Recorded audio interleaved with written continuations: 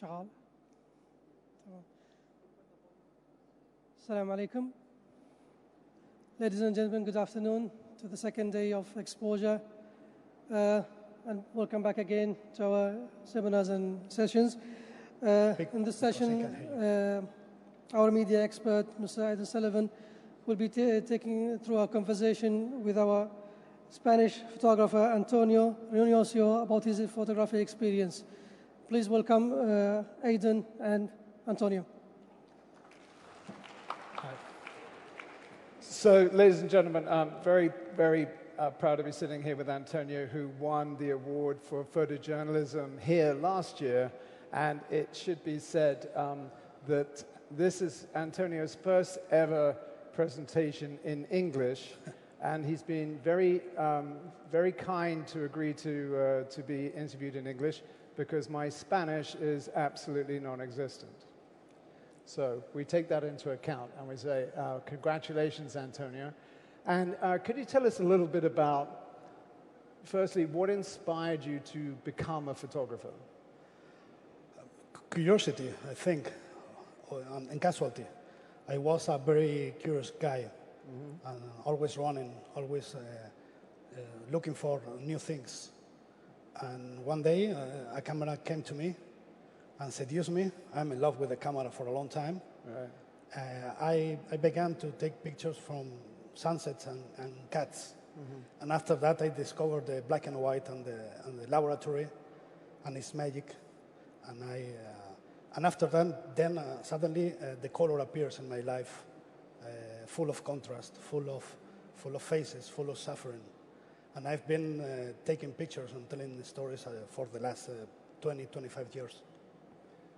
And having started that career path and knowing it's what you wanted to do, what continues to drive you to do it? What is it that makes you want to be a photographer? For me, it's my life. It's a way of living. I don't know to do another thing. Right.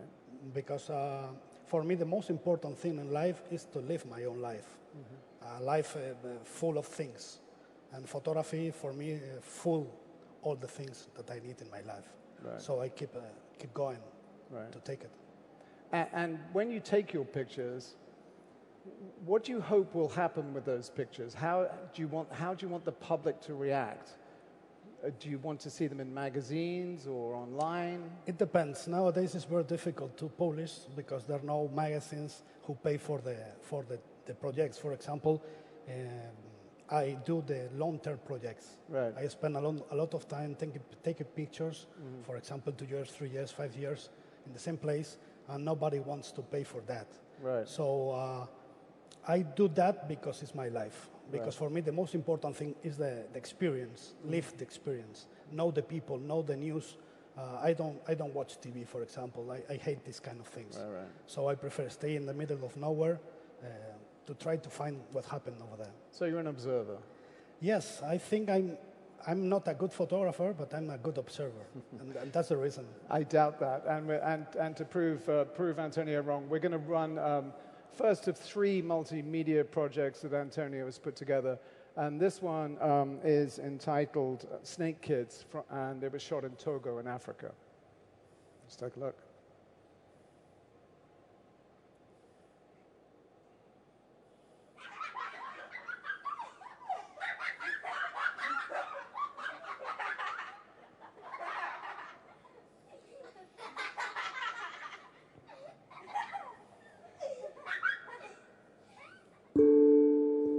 Heat, sun, and illness.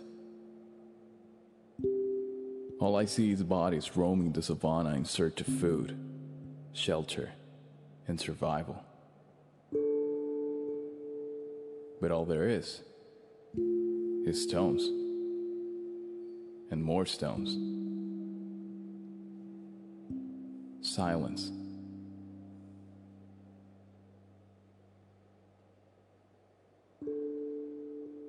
A lot of children,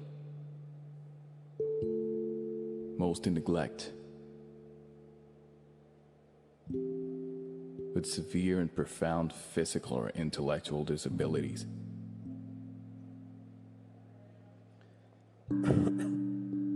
lying down on the ground at St. Louis Orion Center in Bomboaca, in Togo, in Africa.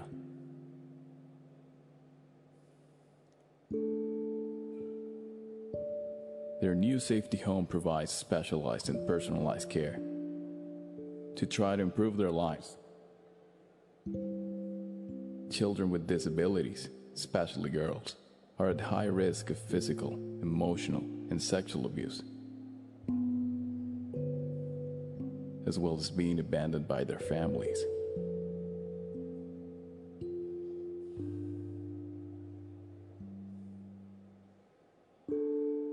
There's a perception in their communities that the disabilities are due to a divine punishment, the result of the sins committed by their parents, enacted the devil, or that the child is a sorcerer. Minors who suffer from a disability are considered supernatural, strangers, or demons. It's impressive. In some areas of the country, children with cerebral palsy are known as snakes as they lie on the ground. These little ones are drowned in the river.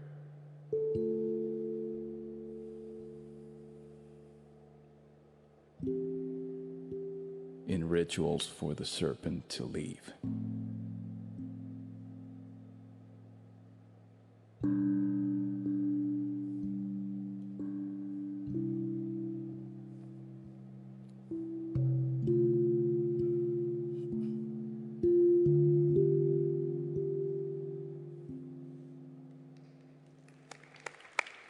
It's great work.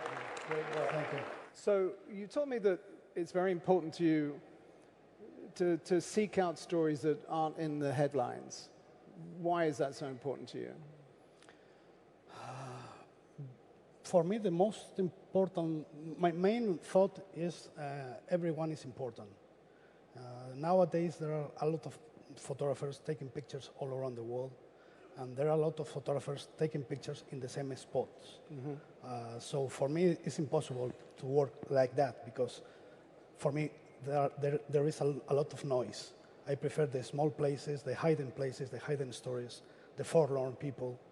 I prefer to stay for a long time in the same place, forgotten place, to try to understand what happened over there, and after that to try to translate, to tell the story about these people to the big audience. But how do you find those stories? How do you do your research, and what is the process? So, I've been working in Africa for the last 25 years, more or less. I know very good the countries.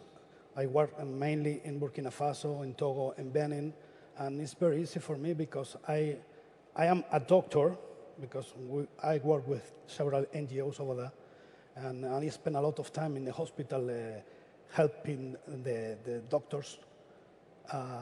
And after that, I stay by myself alone because I want to stay alone to take pictures. And if you pass a lot of time in one place, you discover many things. Right. I know the people, I know the places. It's very easy to find something interesting to tell. I mean, the film we just saw, Snake Kids, how long did that take in terms of a project length? This project is the consequence about our medical project. We have an NGO, and for the last 16 years we have been doing medical surgery, traumatological one, and plastic surgery, reconstruction surgery in Togo. So I live over there with these kids for the last 20 years. I know every child over there. So it's very easy. I work with the doctors, and after that I take my pictures. So it could be a number of weeks or months or? 1 week, for example, in November I go over there. Again, I spend 1 month more or less working with doctors, and after that I spend 15 days or 1 month more taking pictures by my own with my stories that I like. I'm very interested to find out how you put bread on the table, but we'll get to that in a moment. So we're going to see the next of Antonio's 3 films, which was shot in Burkina Faso, right? So could we roll the next film?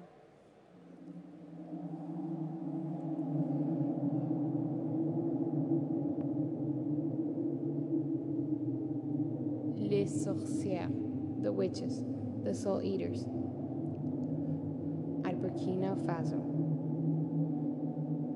in the middle of the deep savannah, far from everything, close to nowhere.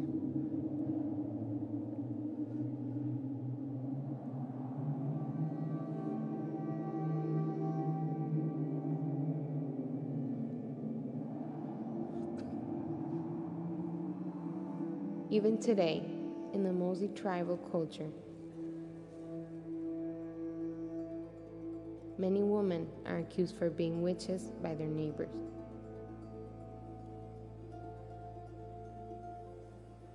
Simply because they assume that they're responsible for any misfortune that happens in the village.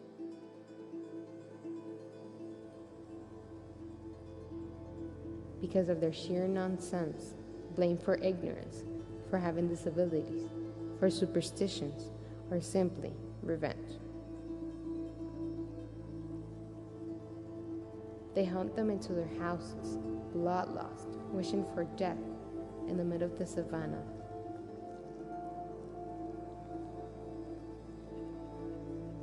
Many of them got killed in the hand of their family. Others committed suicide before being protagonists of an evil orgies of suffering and blood. The luckiest managed to escape from the social justice and its bleak future.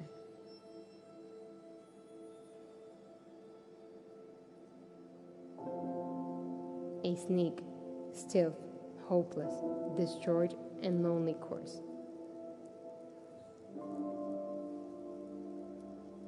And they come this far to the village of the witches.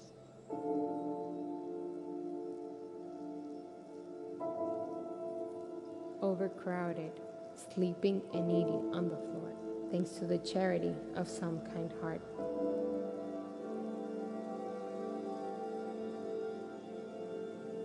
With their few belongings piled at their feet,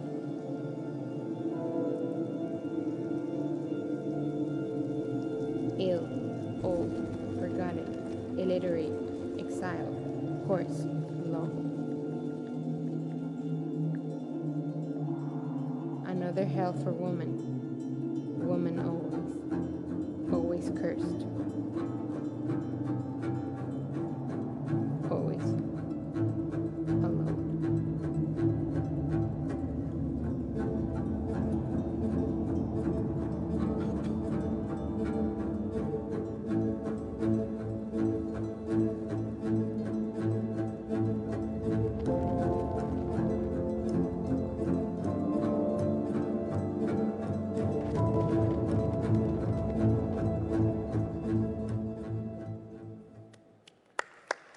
Thank you.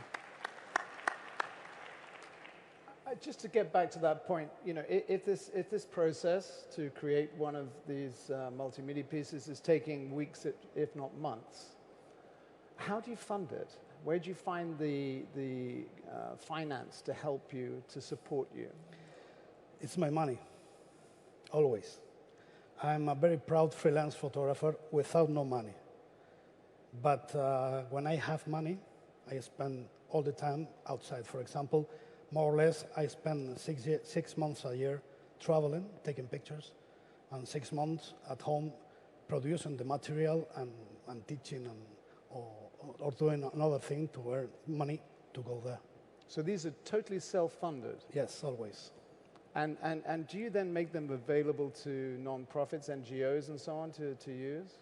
Yes. For example, there are several of my works that I made for NGOs, totally free. I go with there, I pay my ticket, work with them, and let to use my pictures without all of the permission.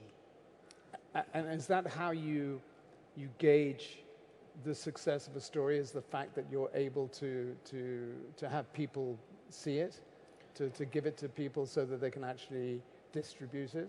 Yeah. That's the important thing, is having people look at it and understand what you're trying to achieve. To tell what happened in these hiding places to people. For example, I work with mainly with two NGOs, and I've been working with them for a long time. And for example, we make exhibitions, sell the pictures, and with that money we can go the next year. Okay, so to you, work so over you do get revenue from the work in one way. So when you're selling those prints, where are you selling them? in exhibitions. In exhibitions where though? In Africa or in? For example, now there is an exhibition in Spain, Yes. and all the pictures are for selling. Right. And all the money is to the NGO to get money to go there to work. Right. So you literally spend half your time working at home, and then half the year you go back to Africa to try and do this. And I spend a lot of time working with doctors, helping. I know the place, I know more or less the language. And after that, when they come back home, I stay by myself taking these kind of pictures. For example, Snake Kids is in our hospital. Oh, right, okay. But Sorcier the Witches is in a forgotten place, forbidden to get into. For example, I spent 1 year and a half trying to get the license, the permission to get into. Right. And I get into because I made a small project to medical care for the witches. Right. That is the way to get into these kind of places. And before we play the last film, obviously these are multimedia pieces. That's how you're producing them. So they're made up of traditional stills, and then obviously there are layers of ambient sound that you collect at the time, plus you have a narration, plus you have some visual effects. Who is doing all of that? Who? Yeah. Myself. So you're doing all of that editing. I take the pictures, I made the movie, I write the lyrics, I put everything. Right. And it's very easy to make one Don't tell them that. this kind of Don't multimedia. tell them that. It's very difficult to do this kind of thing, okay? No, it's very easy. But I think this kind of products are very good because in 3 minutes you can tell a story with all the elements. Sure. It's very simple, not very complicated, but in 3 minutes you can understand, I think, what happened over there. Sure. And for example, to show in a place like this one, I think is better than only stills. And do you produce them so that they can go up on mobile devices, social media? Is that the main aim? Where do you want to see it kind of published? When you produce the actual pieces, in your mind, where do you want to see them go? Onto a phone or everywhere. Big screen? So you just put it as wide as you possibly can. For example, the third one, the childhood, the next one, I produced for the festival. Right. Only for the festival because the original one is longer, much more longer. And in this multimedia for here, there are only the pics that you can see in the exhibition. Okay, and you know, you're satisfied that the work that you're doing is reaching a wide enough public that makes it worth your while. But for me, my main idea is I do that for me. I do that to tell me to myself what happened. Right. And after that, I try to explain that to big audience. For example, the context or the grants or something like that. Because media, I don't like media because media for me is a business. The money is the most important thing.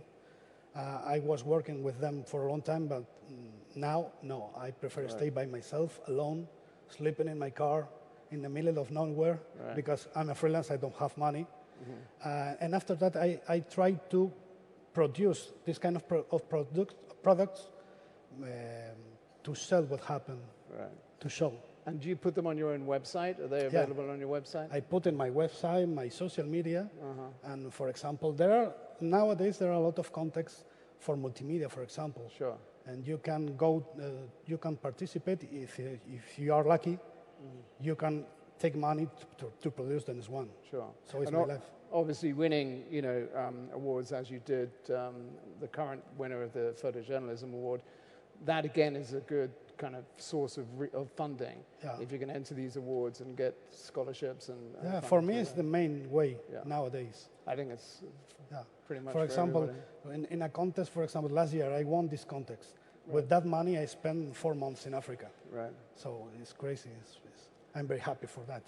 Well, we're amazed. I mean, I really am. I got to hand it to you, man. That is dedication. It really is.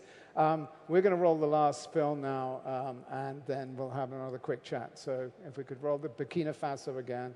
So let's take a look at this.